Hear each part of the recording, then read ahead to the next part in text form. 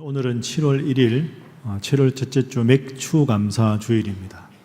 맥추감사주일은 말 그대로 보리맥자에 추수할 추자입니다.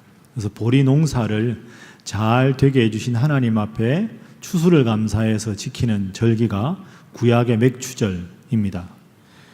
요즘에는 우리처럼 도시에 사는 우리가 보리 농사를 짓지 않기 때문에 이 맥추절이라는 농경 문화를 반영한 이런 절기와는 좀 거리가 있기 때문에 우리 교단에서는 상반기 6개월을 은혜 가운데 지켜주신 하나님께 감사하고 하반기가 시작되는 7월 첫째 주일을 맥추감사주일로 그렇게 지키고 있습니다. 그래서 오늘 이 시간에는 오늘 본문이 맥추절의 기원이 되는 본문인데 이 본문을 중심으로 해서 우리가 매년 지키는 맥추감사주일이 오늘 우리에게 어떤 의미가 있는가 하는 것을 한번 살펴보도록 하겠습니다. 먼저 맥추절의 의미에 대해서 한번 생각을 해보죠. 방금 말씀드린 대로 맥은 보리라는 뜻입니다. 우리가 한자로 모맥 이런 단어가 있죠. 밀을 뜻하는 게 모고 보리를 뜻하는 게 맥입니다. 그래서 모맥을 줄여서 맥 이렇게 하는 거죠. 그래서 보리와 밀농사를 잘 되게 해서 수확해 주셔서 하나님 그 은혜를 감사합니다 하는 뜻입니다. 그런데 이 맥추절, 오늘 우리가 지키는 맥추절을 정확하게 이해하려면 맥추절 전에 오는 절기 하나를 우리가 알아두어야 합니다. 그 절기는 초실절입니다. 한번 따라 해보시죠. 초실절. 초실절은 처음 초자의 열매 실자니까 첫 열매를 수확해서 하나님 앞에 드리는 게 초실절입니다. 오늘 보면 10절에 그 초실절에 대한 내용이 나옵니다. 자, 우리 함께 읽어보시죠. 시작. 이스라엘 자손에게 말하여 이르라. 너희는 내가 너희에게 주는 땅에 들어가서 너희의 곡물을 거둘 때 너희의 곡물의 첫 이삭 한 단을 제사장에게로 가져갈 것이요. 아멘. 첫 곡물 이삭 한 단을 가지고 제사장에게 가지고 가서 하나님 앞에 감사 예물을 드려라. 이 첫 이삭은 보리 이삭을 말합니다. 그러니까 이제 보리 농사가 처음으로 시작돼서 그 첫 열매를 가지고 하나님 앞에 첫 열매니까 초실을 하나님께 가져가서 감사합니다 하는 것이죠.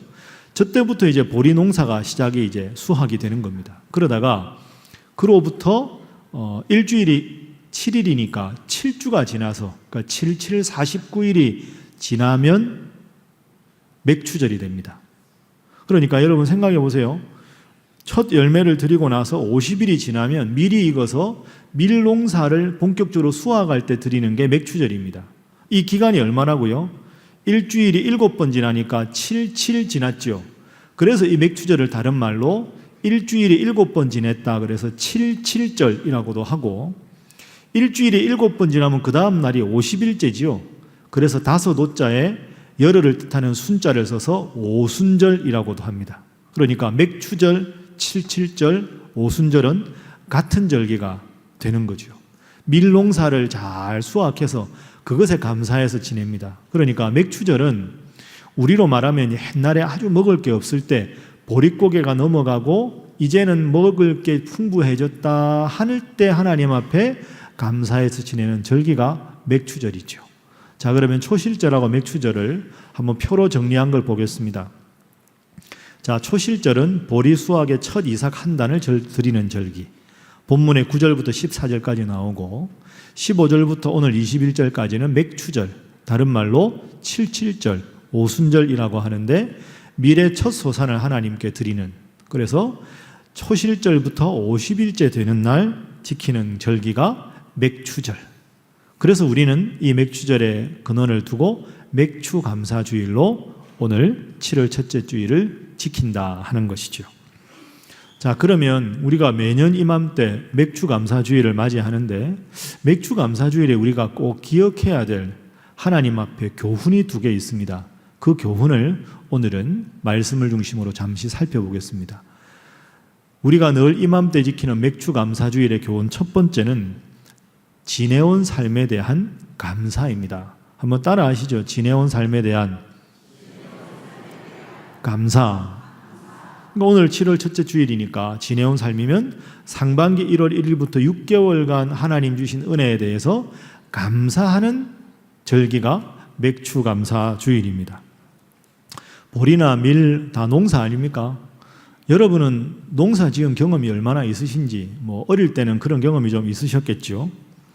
사실 농사가 참 힘듭니다. 옛날에 어르신들 보면 농사처럼 힘든 게 없다고 하죠. 저는 어릴 때 농촌에서 자라서요, 농사 지었습니다. 제가 학교 다니는데 그런 거 했다는 건 아니고요. 주로 모내기 할 때 어른들은 모내기를 하고 저하고 저희 형은 못줄을 주로 잡았습니다. 저희 때는 여름방학, 겨울방학 말고 가정실습이라는 게 초등학교에 있었습니다. 여러분 아십니까? 잘 모르시는 분도 많은 것 같아요.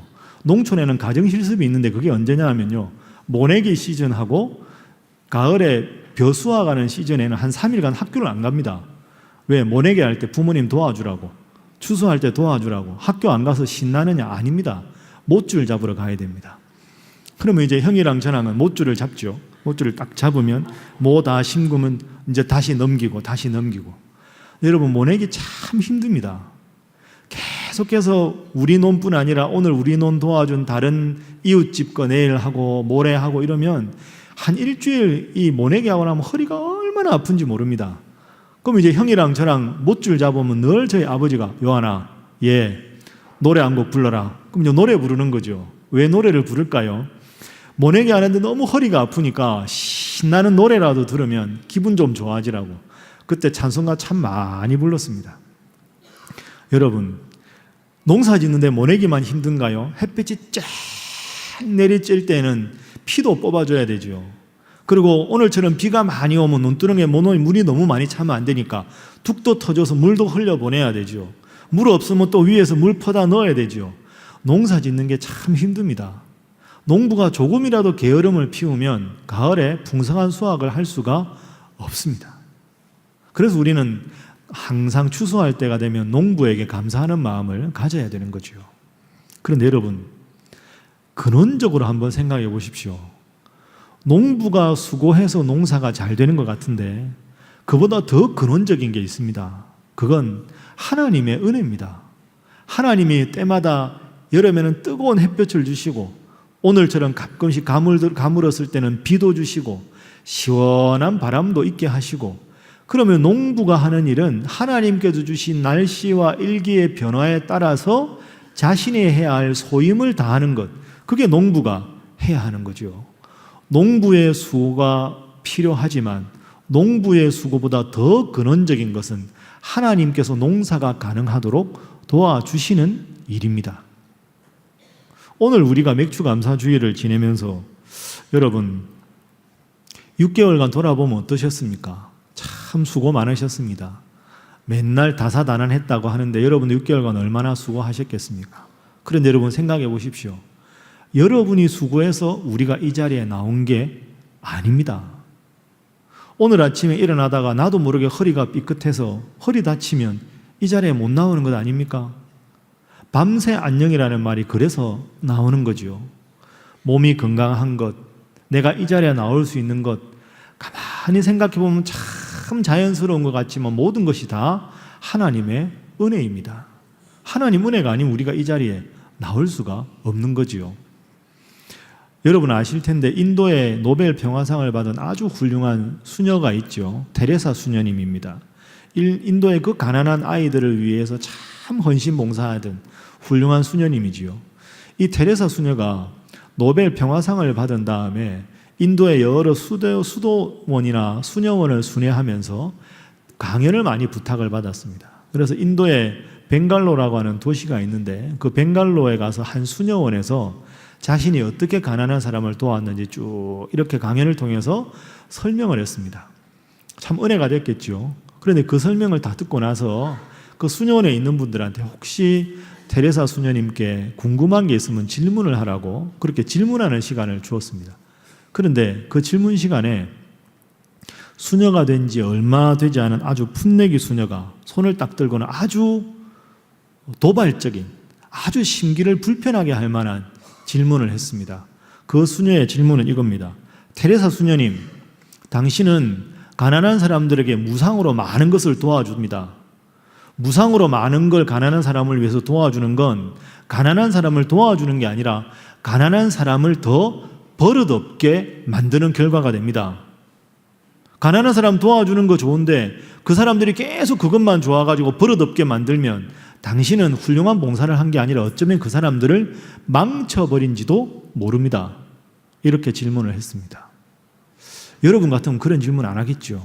하고 싶어도 속으로 하든지 어떻게 그분 앞에 그렇게 질문을 했을까. 그런데 테레사 수녀가 그 질문을 딱 받고는 고개를 끄덕끄덕 하면서 빙그레 웃었습니다. 참 대단한 질문입니다 하고는 이렇게 대답을 합니다. 사람을 버릇없게 만드는 사람이 있다면 사람을 버릇없게 만드는 분 중에 제일 가는 분은 하나님입니다. 이렇게 대답을 했어요. 사람을 버릇없게 만드는 제일 가는 분은 하나님이라는 거죠. 그러면서 예를 들었습니다. 여러분도 지금 마찬가지인데 제가 지금 안경 썼습니다. 여러분 중에 안경 안 쓰신 분 있죠? 시력이 좋은 분들입니다. 부럽습니다. 그런데 여러분, 하나님이 어느 날 여러분에게 나타나셔서 야, 내가 너희들에게 좋은 시력을 줘서 안경을 안 쓰게 했으니 안경 안 쓴 사람들은 내가 앞으로 좀 대가를 받겠다 하고는 시력이 좋아진 것에 대한 대가를 하나님이 요구하시면 여러분 할 말 있습니까? 없죠. 테레사 수녀가 또 하나 예를 들었습니다. 우리가 지금 마음껏 공기를 들이마시면서 숨을 쉬고 있습니다. 하나님이 어느 날 내가 너희에게 지금까지 공기를 공짜로 주었는데 이제는 좀 생각을 달리 하겠다.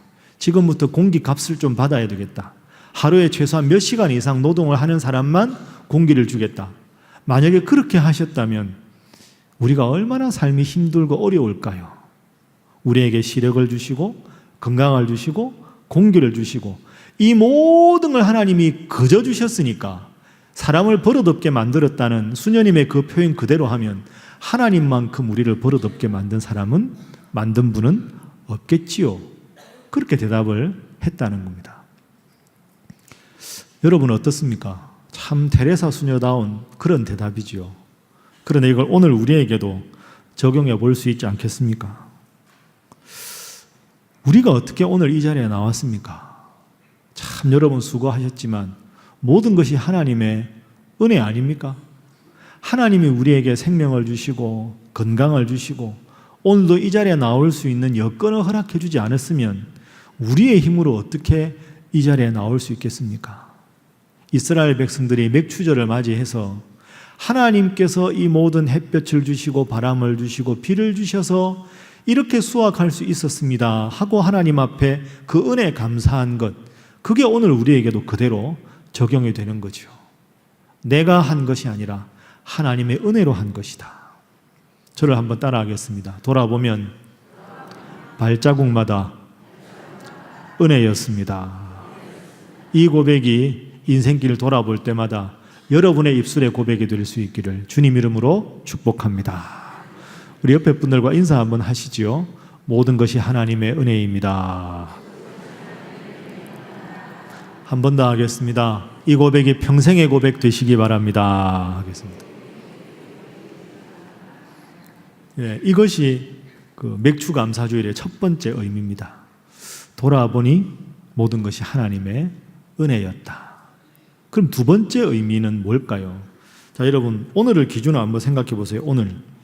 오늘을 기준으로, 현재를 기준으로 과거를 돌아보니 하나님의 은혜였다. 두 번째는 여기서 우리가 앞으로 펼쳐질 미래를 바라보면서 하나님 지금까지 은혜로 함께 해주셨으니 앞길도 하나님께서 은혜로 함께 하실 것을 믿습니다. 저는 그 하나님 믿고 나가겠습니다 하는 미래의 삶에 대한 위탁, 이것이 맥추감사주일의 두 번째 의미가 됩니다. 그래서 오늘은 여러분 반드시 두 가지 단어를 기억하셔야 되죠. 따라하겠습니다. 은혜, 위탁. 그렇습니다. 현재를 중심으로 돌아온 길은 뭐라고요? 은혜. 지금부터 앞으로 삶에 대해서는 위탁. 그런데 이 두 가지가 아주 밀접한 관계가 있습니다. 내가 은혜를 고백하면 고백할수록 하나님께 내 삶을 맡길 수가 있는 거죠.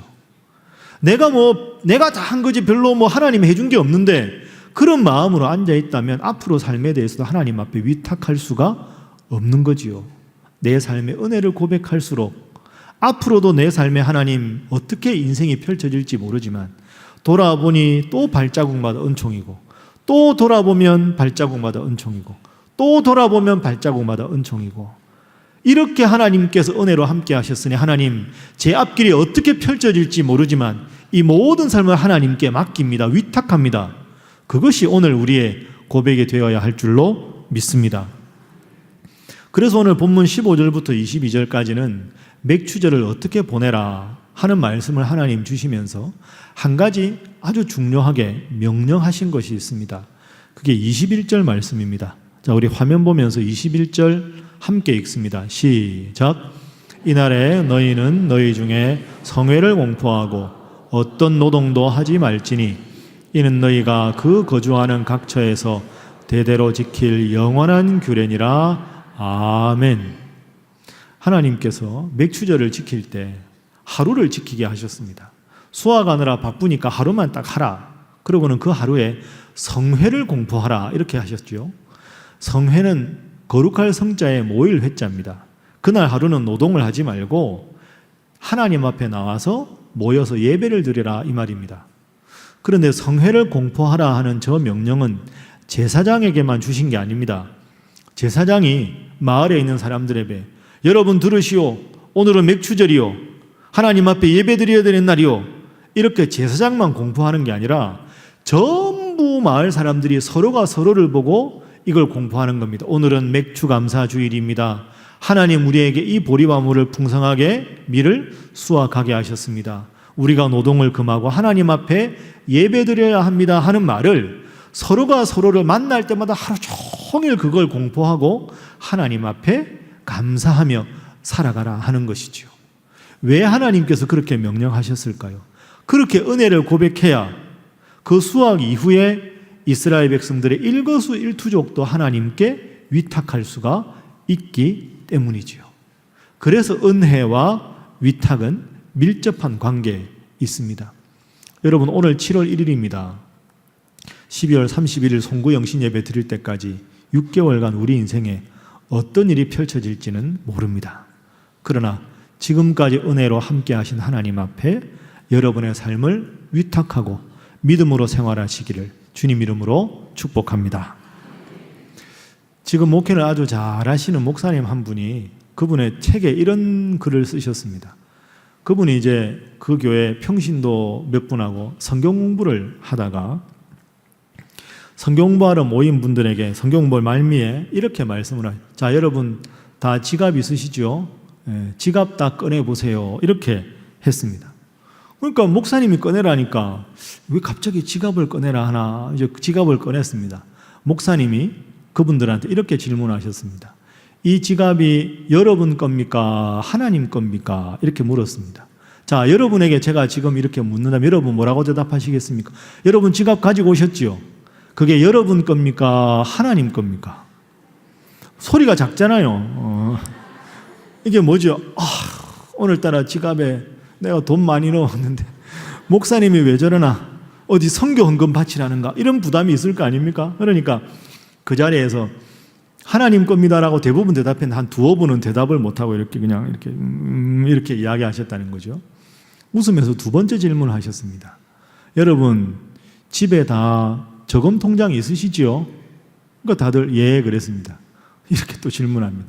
그 저금 통장이 여러분 겁니까? 하나님 겁니까? 여러분 뭐라고 대답해야 될까요?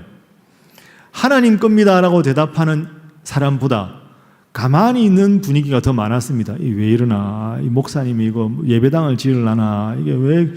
이게 왜 갑자기 분위기가 싸해졌죠? 자, 그리고는 하나만 더 묻겠습니다 하고 목사님이 이렇게 물으셨습니다. 여러분 댁에 가시면 집문서 땅문서 있으시죠?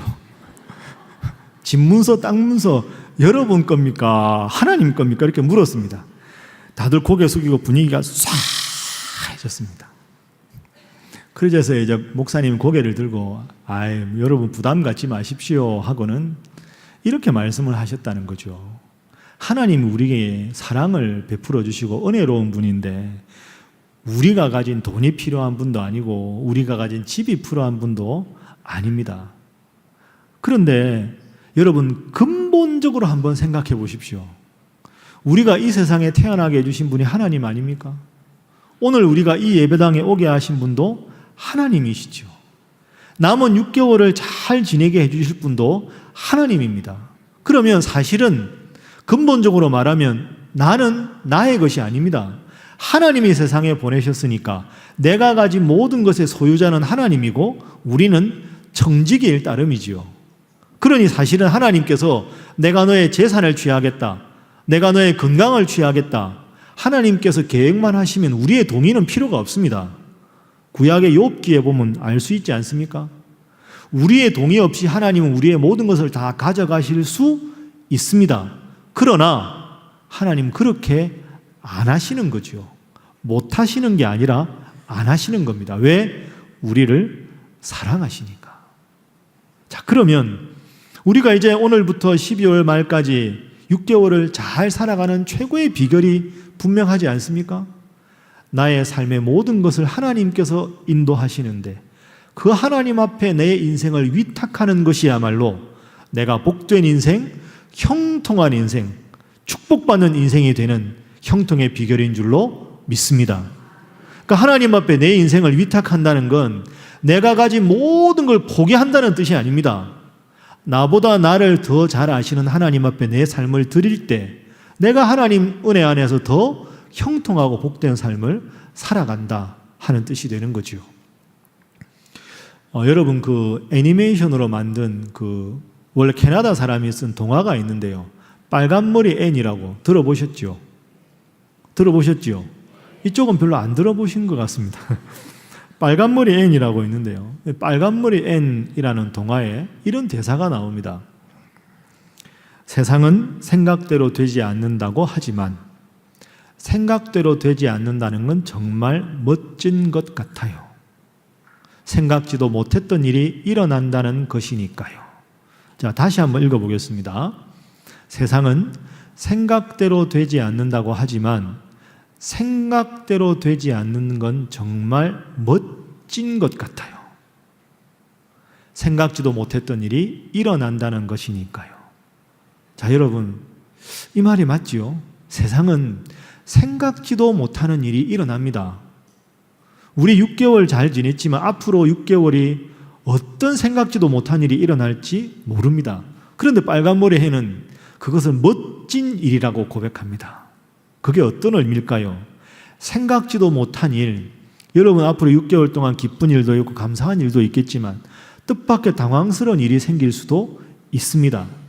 그런 생각지도 못한 일이 일어날 때 그 일이 멋진 일이 되려면 어떻게 해야 할까요? 나의 안고 서물하시고 나를 이 세상에 보내시고 지금도 나보다 나를 더 잘 아시는 하나님 앞에 내 삶을 위탁하는 것이야말로 생각지도 않은 일이 멋진 일이 될 수 있는 비결이 되는 줄로 믿습니다.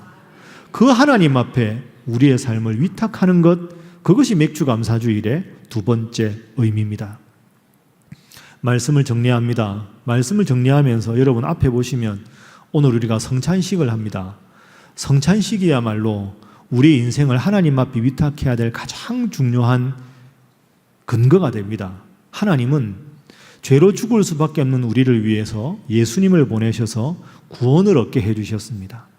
우리가 우리 죄로 죽을 수밖에 없는 우리 책임인데도 하나님은 우리를 사랑하셔서 예수님의 십자가 보혈로 우리를 용서해 주셨습니다. 그것을 다시 한번 되새기고 은혜를 고백하는 것이 성찬입니다.